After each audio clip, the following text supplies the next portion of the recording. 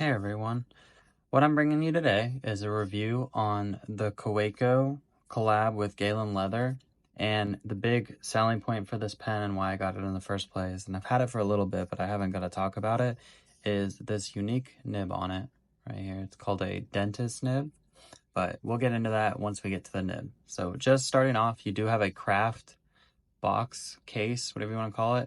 It is nice and durable. Honestly, for a while there when I first got this, I kept this in it a lot.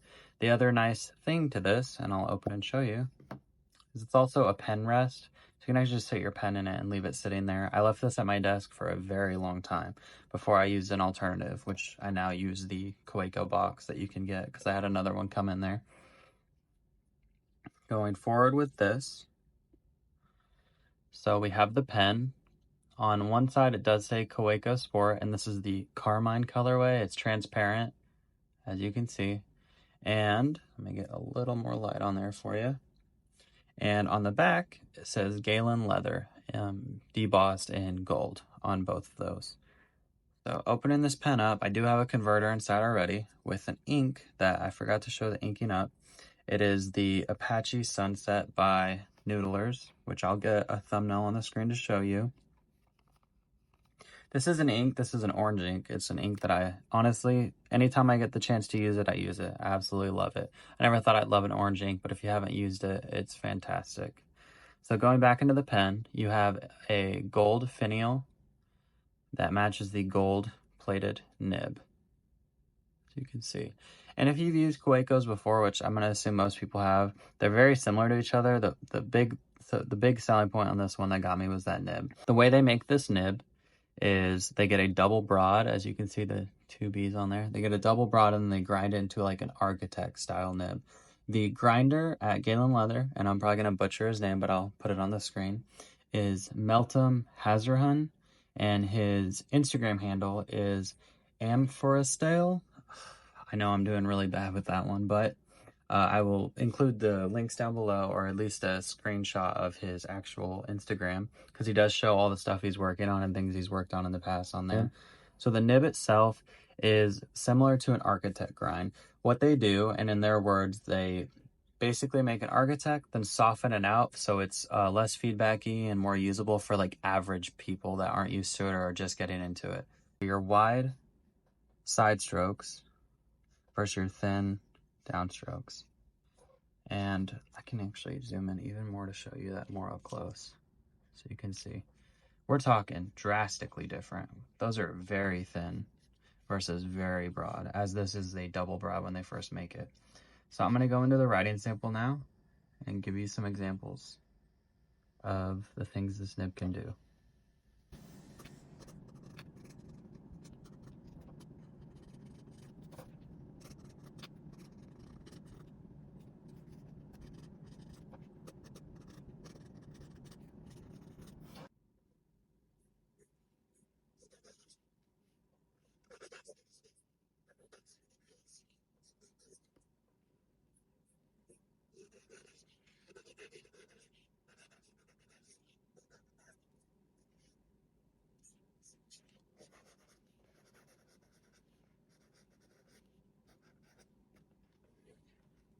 As you can see, it keeps up. Obviously, this isn't the cleanest writing, but when you go fast, that's kind of the penalty, and I'm going to start rubbing it a bit with my hands and getting kind of messy. But yeah, I mean, as you can see, it keeps up, and that's so nice. You worry sometimes if you get a certain kind of grind that it might not, but I mean, this has no issues keeping up. And I wish you could hear the feedback. It just sounds so much like a pencil, and it's just fantastic. I love this. Oh, I guess I didn't show if there was flex. There's not really, you don't really get this for the flex. That's kind of the whole point of it, having the broad angle. There's really not much of any flex unless I'm putting way too much pressure that I shouldn't be doing. But it is just so nice. The one other thing I almost forgot to show is reverse writing. It actually becomes like an extra fine when you reverse write. So that gives this nib just so much variation. And I'm going to do them in order, but let me show you like just that. But look, here's the thing that's crazy about this. So upside down, normal writing side, And I'm going to turn them sideways just so you can see the width for this compared. Look how much variation you're getting there. That is crazy. In conclusion, I just want to say I really like this collaboration. You can see through the red pretty well actually in this angle. I know my hands are super messy. I rushed to ink up the pen, so I got it all over myself. But the pen color is great. I like this collaboration, and I do own the clip. I just took it off for the review, but I will put it back on if you're interested in seeing it.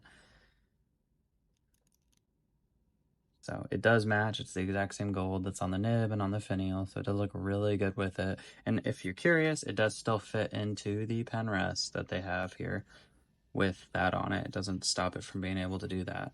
So that is very nice. It still fits in here just fine.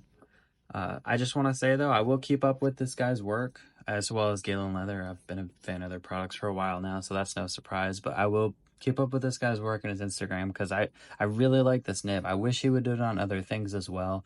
I love Kawecos, as I've said before in other videos or even to other people. I love Kawecos. The only downside is, you know, you don't always want a pen that's small. I like sizable pens. I'm really a big fan of pens that have a bit of weight to them too, and I know they make the all sports, but just a little bit wider grip makes my hands feel better for longer writing sessions. But anyways, to finish this off, you know, if you haven't seen this nib, now you have.